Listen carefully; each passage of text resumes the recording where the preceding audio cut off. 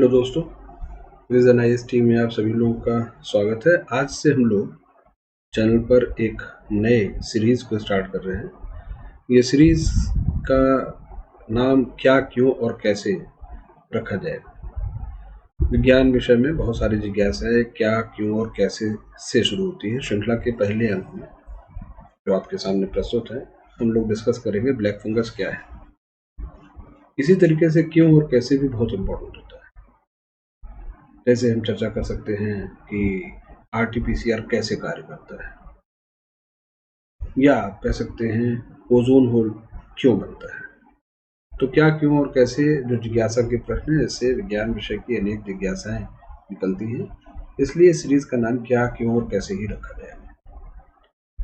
इस सीरीज में प्रयास ये किया जाएगा कि वीडियो की लेंथ छोटी हो, 15 से 20 मिनट के बीच में हो, जिससे आप आसानी से विषय को समझ भी सकें और उसको आसानी से आत्मसात भी कर सकें। तो चलिए शुरुआत करते हैं आज के पहले अंक की, जिसे ब्लैक फंगस क्या है के नाम से आप देखेंगे।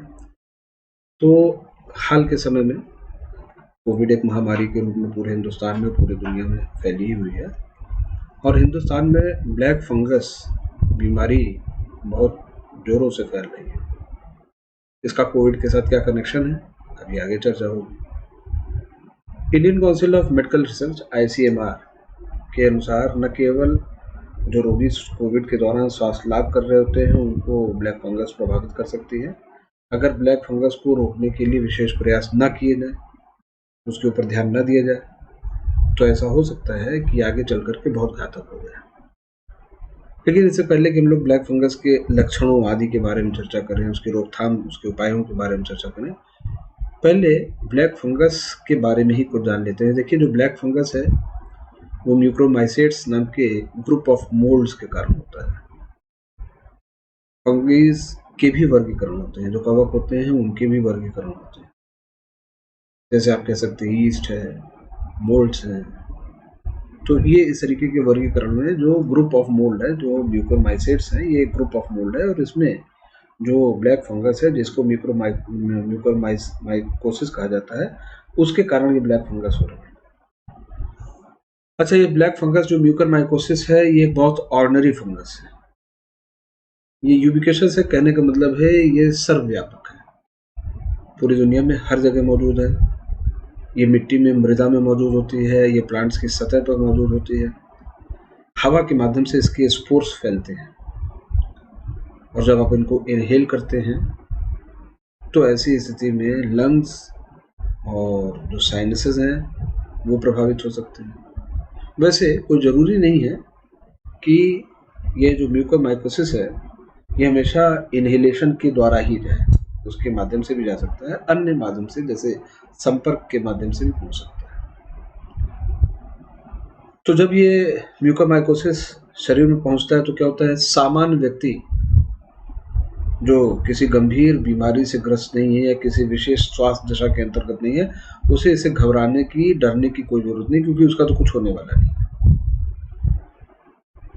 लेकिन जो ऐसे व्यक्ति हैं जो उनका इम्यून सिस्टम वीकेंड है, कमजोर है, या इम्यून सिस्टम किसी तरीके से कॉम्प्रोमाइज है, उनके लिए एक चिंता का विषय होता है।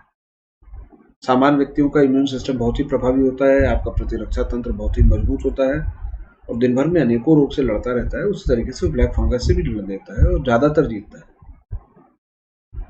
लेकिन अगर किसी का प्रतिरक्षा प्रणाली कमजोर हो, जैसे प्रतिरक्षा प्रणाली क्यों कमजोर हो सकती है, वीक इम्यूनिटी क्यों हो सकती है, जैसे अगर कोई HIV/AIDS से संक्रमित हो तो उसकी इम्यूनिटी नेचुरली जो है वो वीक हो जाती है, या जब आपका शरीर किसी संक्रामक रोग से लड़ रहा होता है तब भी थोड़ी सी इम्यूनिटी कमजोर होती है।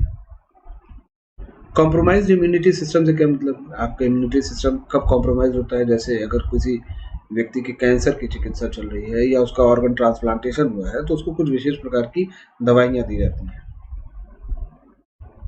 ये दवाइयां इसलिए दी जाती हैं ऑर्गन ट्रांसप्लांटेशन के मेडिसिन को कि जिससे उनका शरीर अंग प्रत्यारोपित जो अंग है उसको ग्रहण कर ले, उसको अस्वीकार्य न करे। तो जब दवाई इसलिए दी जा रही है कि प्रतिरक्षा तंत्र थोड़ा कमजोर हो जाए, तो ये क्या है, कॉम्प्रोमाइज्ड, जो आप कह सकते हैं, इम्यून सिस्टम। अच्छा, कोविड की दशा में ये ब्लैक फंगस की चर्चा क्यों है? क्योंकि कोविड के गंभीर रोगियों को जो दवाइयाँ दी जा रही हैं उसमें स्टेरॉयड नाम की एक दवा है। ये स्टेरॉयड वास्तव में सूजन की विरोधी होती है। स्टेरॉयड को अगर शरीर के भीतर सूजन होती है तो स्टेरॉयड एक हार्मोन है, ये आपके शरीर में नेचुरली प्रोड्यूस होता है। डॉक्टर इसकी बड़ी हुई डोज देते हैं जिससे आपके शरीर के अंदर की सूजन खत्म हो सके। तो कोविड केसेस में लंग्स के अंदर काफ़ी इन्फ्लेमेशन रहता है, सूजन रहती है। जो ट्रैकिया वगैरह है, सूजन के कारण उसमें से वायु आसानी से पास नहीं हो पाती। तो कोविड रोगियों को इसीलिए डॉक्टर्स जो हैं वो स्टेरॉइड्स देते हैं। तो देते तो स्टेरॉइड है सूजन खत्म करने के लिए, कोविड रोगी के जो है जल्दी स्वास्थ्य लाभ के लिए देते हैं। अच्छा, ये जो स्टेरॉइड होते हैं न केवल सूजन विरोधी होते हैं बल्कि चुनी हुई दवा की प्रभाविता को भी बढ़ा देते हैं। तो अगर कोई दवा पर कोई व्यक्ति रिस्पॉन्ड ना कर रहा हो और अगर उसको स्टेरॉइड दवाइयों का सेवन करवाया जाए तो उसकी जो दवाइयाँ वो ले रहा है वो बहुत ही आसानी से शरीर में प्रभाव उत्पन्न करने लगती है। लेकिन इसी स्टेरॉइड दवा का एक खराब पक्ष ये है कि ये इम्यूनोसप्रेसेंट भी होती है, ये इम्यून सिस्टम को कमजोर कर देती है। तो कोविड रोगी को डॉक्टर स्टेरॉइड इसलिए देते हैं कि उसके शरीर के भीतर की लंग्स वगैरह की सूजन दूर हो सके, चुनी हुई दवाओं पर उसका शरीर रिस्पॉन्ड कर सके। लेकिन उसका साइड इफेक्ट क्या है कि उस रोगी का जो इम्यून सिस्टम है कमजोर पड़ जाता है और ये जो ब्लैक फंगस है म्यूकरमाइकोसिस, ये इस अवसर का लाभ उठा लेती है। हमने पहले ही कहा कि ब्लैक फंगस सर्वत्र है, यूबिक्विटस है। तो जहाँ वो कोविड रोगी लेटा होगा वहाँ भी होगा, आपके घर के में भी होगा, जहाँ आप बैठे होंगे वहाँ भी होगा, हर जगह। अब ये कोविड रोगी के शरीर में प्रवेश करे या वीकेंड इम्यूनिटी वाले व्यक्ति के शरीर में प्रवेश करे या कॉम्प्रोमाइज्ड इम्यूनिटी सिस्टम वाले व्यक्ति के शरीर में प्रवेश करे तो उनके ऊपर खराब प्रभाव डालता है। अच्छा, जो लोग डायबिटिक होते हैं, जिनकी शुगर लेवल हाई होती है, उनके शरीर पर भी ब्लैक फंगस बहुत ही आसानी से हमला कर लेता है।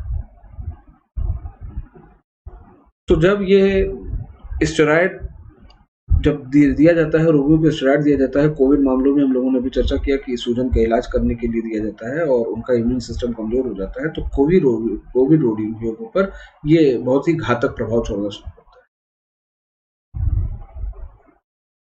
और जब इसके इन्फेक्शन शरीर के अंदर पहुंच जाते हैं, जब ये इनहेलेशन के द्वारा सांस लेने के माध्यम से या अदरवाइज शरीर के भीतर पहुंचता है, तो बहुत सारे सिम्टम्स हैं जिनके माध्यम से, लक्षणों के माध्यम से हम इनकी पहचान कर सकते हैं। जैसे ब्लैक फंगस का एक सबसे जो कह सकते हैं प्राथमिक पहचान चिन्ह है वो चेहरे की विकृति है।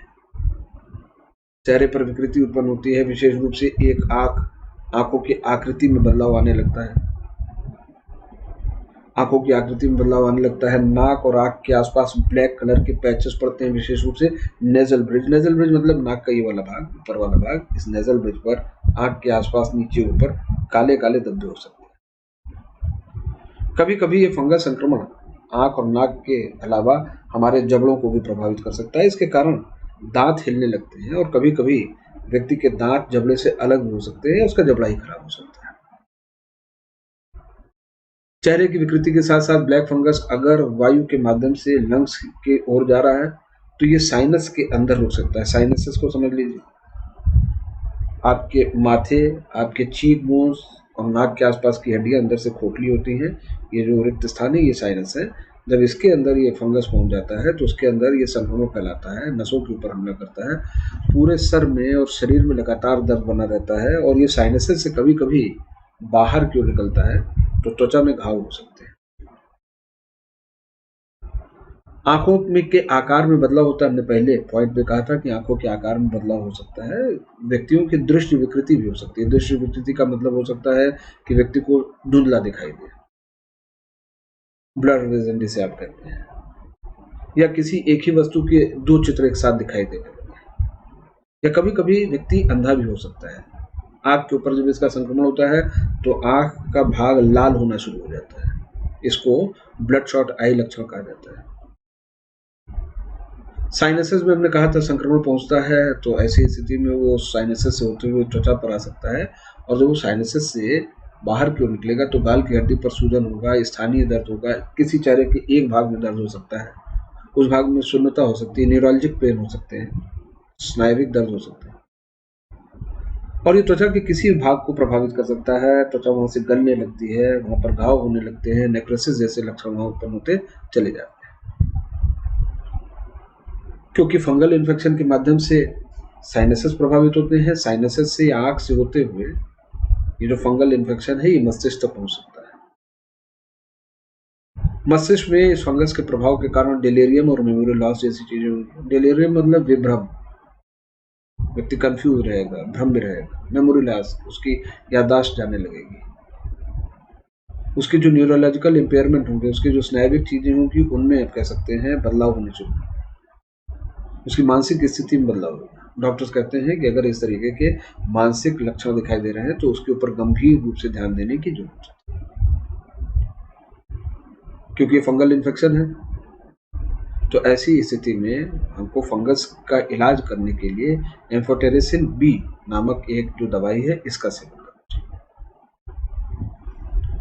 बचाव के लिए आप क्या कर सकते हैं, क्योंकि आप देखिए कि ज़्यादातर रोगियों में ये वायु के माध्यम से शरीर के भीतर प्रवेश कर रहा है, और मैंने कहा कॉन्टैक्ट से भी जा सकता है।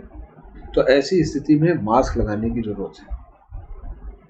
यदि कभी आप किसी ऐसे पर्यावरण में जा रहे हैं, किसी ऐसे क्षेत्र में जा रहे हैं जहाँ बहुत ज़्यादा धूल उड़ रही है, क्योंकि मिट्टी में पाया जाता है, तो पूरी आस्तीन के कपड़े पहने, जूते मोजे पहने, लंबे जो पैंट होती हैं उनको पहनना चाहिए, ग्लव्स का प्रयोग करना चाहिए, जिससे फंगस शरीर के किसी अन्य भाग पर आकर के उसके स्पोर्स गिरने ना पाए।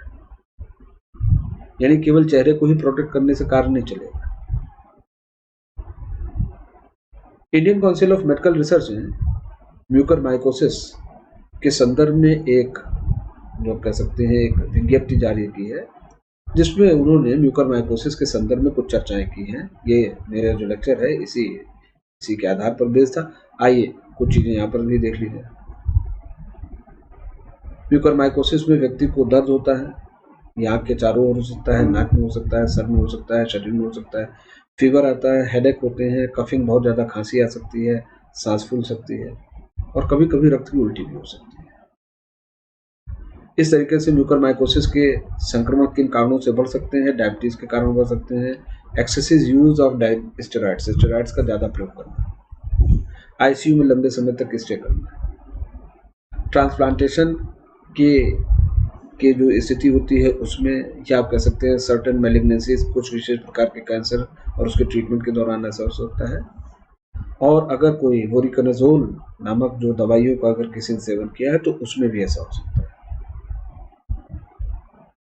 आप रोकथाम के लिए क्या कर सकते हैं? मास्क का प्रयोग करें जब भी कभी डस्टी कंस्ट्रक्शन साइट पर जा रहे हैं, जूते मोजे पहने, लंबे ट्राउजर्स पहने, अब पूरी आस्तीन वाले कपड़े पहने, ग्लव्स पहने। अगर आप मिट्टी में काम करने वाले हैं, अगर आप कृषक हैं, अगर आप जो आप कह सकते हैं गार्डनर हैं, या आप शौकिया तौर पर अपने घरों में गमले वगैरह लगाए, मिट्टी में काम कर रहे हैं, तो कोशिश कीजिए कि हाथ में ग्लव्स पहने।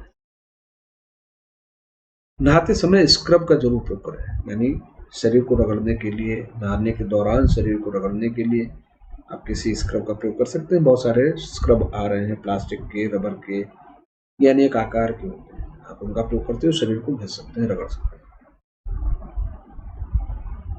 लक्षण मैंने पहले ही आपसे चर्चा कर दिया था कि किन लक्षणों के आधार पर हम पहचान सकते हैं। क्या करना चाहिए?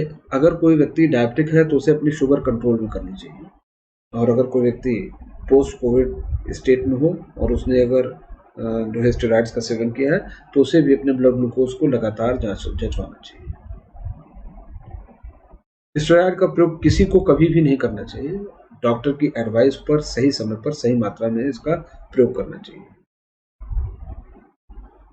ऑक्सीजन देते समय, कोविड रोगियों को अक्सर ऑक्सीजन देने की जरूरत पड़ती है। ऑक्सीजन को देते समय उसको ह्यूमिडिफाई किया जाता है, उसमें बाहर से जलवाष्प की मात्रा डाली जाती है। ये भी कहा जा रहा है कि हर पानी से उसको ह्यूमिडिफाई नहीं करना चाहिए, एकदम क्लीन और स्टेराइल वाटर से उसको ह्यूमिडिफाई करना चाहिए। वही स्टेराइल वाटर जिसको इंजेक्शन लगाने में प्रयोग में लाया जाता है, उसी को ह्यूमिडिफायर के रूप में यूज करना चाहिए, क्योंकि अगर कंटेमिनेटेड पानी होगा, संक्रमण युक्त होगा, तो ऑक्सीजन को आप ह्यूमिडिफाई कर रहे हैं, उसमें आर्द्रता की मात्रा ऐड कर रहे हैं जो आपके लंग्स के लिए जरूरी होती है, और उसी के माध्यम से अगर संक्रमण शरीर के अंदर चला गया तो फिर तो पहले से ही व्यक्ति संकट में है, संकट की मात्रा और बढ़ सकती है।